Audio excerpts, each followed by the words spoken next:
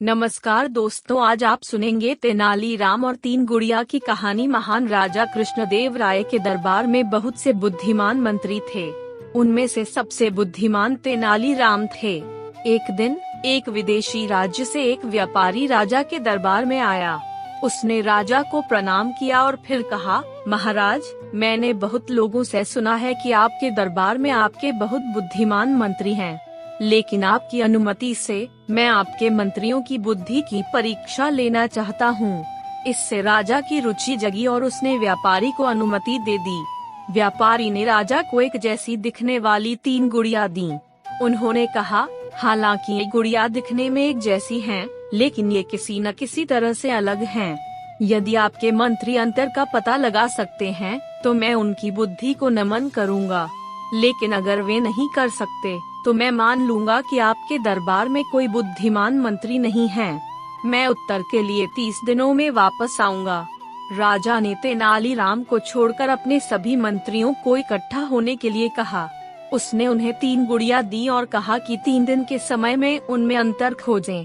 लेकिन 3 दिन बीत जाने के बाद भी कोई भी मंत्री अंतर नहीं समझ पाया।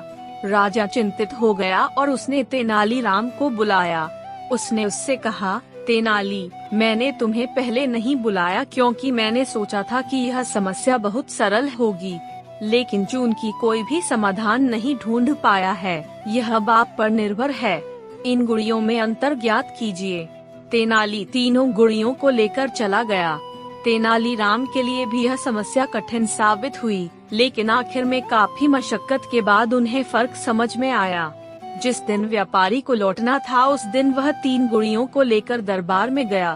फिर उसने पूरे दरबार के सामने घोषणा की कि उसे गुड़िया के बीच का अंतर मिल गया है। उन्होंने कहा, ये तीन गुड़िया अलग हैं क्योंकि उनमें से एक अच्छी है, एक सामान्य और एक खराब है।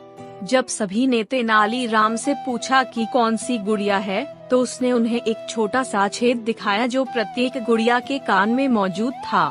फिर उसने एक बहुत पतला तार लिया और उसे पहली गुड़िया के कान के छेद में डाल दिया। गुड़िया के मुंह से तार निकल आया।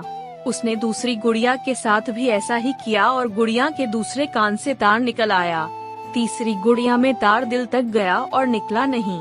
तेनालीराम ने समझाया, पहली गुड़िया में तार कान से अंदर गया और मुंह से निकला, तो यह गुड़िया खराब है क्योंकि यह उन लोगों का प्रतिनिधित्व करती है जो रहस्य नहीं रख सकते।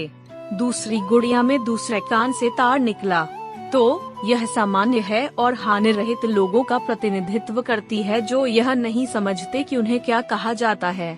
तीसरी गुड़िया, जिसमें तार दिल तक गया और बाहर नहीं निकला, अच्छे लोगों का प्रतिनिधित्व करती है जो उस रहस्य को रखेंगे जो आप उन्हें बताते हैं। राजा, व्यापारी और सभी दरबारी तेनाली के बुद्धिमान उत्तर से बहुत प्रभावित हुए। तब तेनाली ने कहा, लेकिन एक और स्पष्टीकरण भी हो सकता है। पहली गुड़िया उन लोगों का प्रतिनिधित्व करती है जो ज्ञान प्राप्त करते हैं और इसे दूसरों के बीच फैलाते हैं, इसलिए यह अच्छा है। दूसरी गुड़िया उन लोगों का प्रतिनिधित्व करती है जो यह नहीं समझते कि उन्हें क्या सिखाया जाता है, इसलिए यह सामान्य है।